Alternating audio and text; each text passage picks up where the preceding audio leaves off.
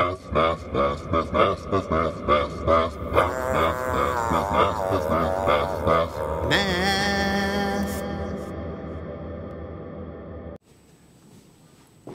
everybody, welcome to YouTube. This is a initial endeavor of using technology to help get some ideas across to my students on how to find limits using the definition of a derivative.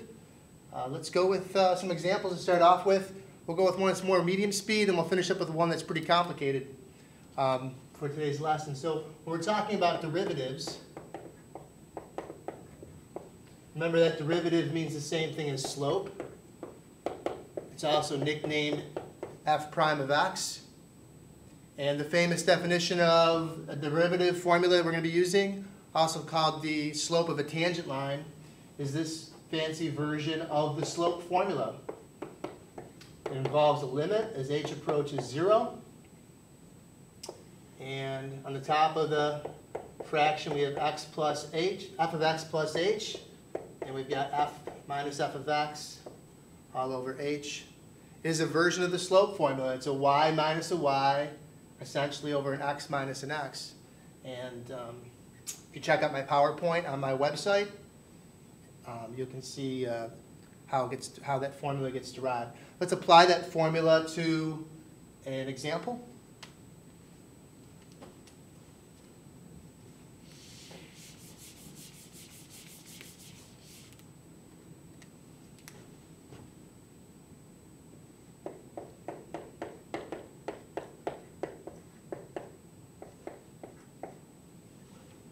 All right, we've got a parabola, and we want to find out the slope on that parabola. We're going to use the calculus version of the slope formula. We're going to use that formula that we just had on the board a second ago. The limit as h approaches 0. It's the first thing we write, but it's the last thing we do. We're going to replace x with x plus h everywhere. So we get x plus h squared minus x times x plus h plus 4. And that gets the equation started. We still have to subtract away the original equation because the formula says it's f of x plus h, take away the original. And remember that this would be wrong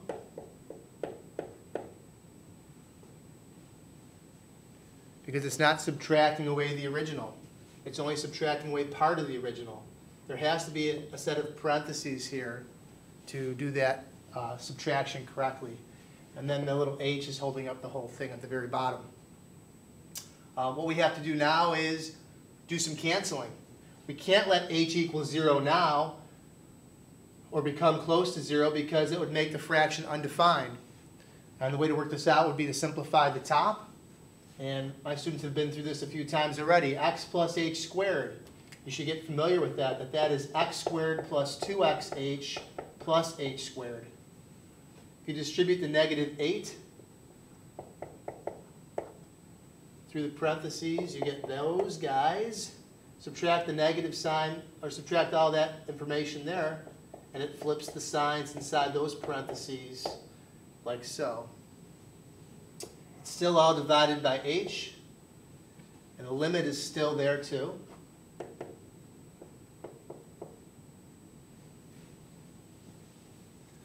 So this thing gets simplified, but first it gets more complicated first.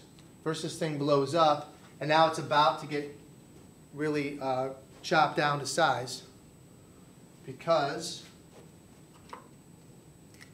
the negative 4 cancels with the positive 4. The 8x and the negative 8x disappear, and the negative x squared and the positive x squared are gone.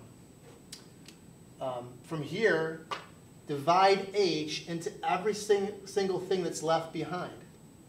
So when we divide h into this mess here, we're left with 2x.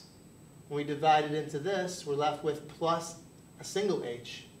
And when we divide it into here, we're left with minus 8. Once all that canceling is done, the limit can do its thing. The limit is going to be, as h approaches 0, means let h become close and close to 0.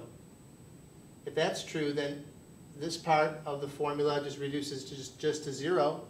and all that's left behind is 2x minus 8.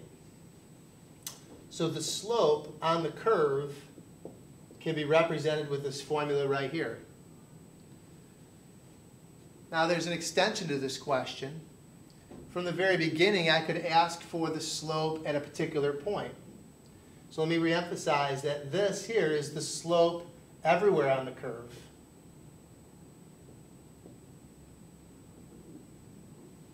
The question may ask to find the slope. Or what if we wanted to find the slope at a particular point?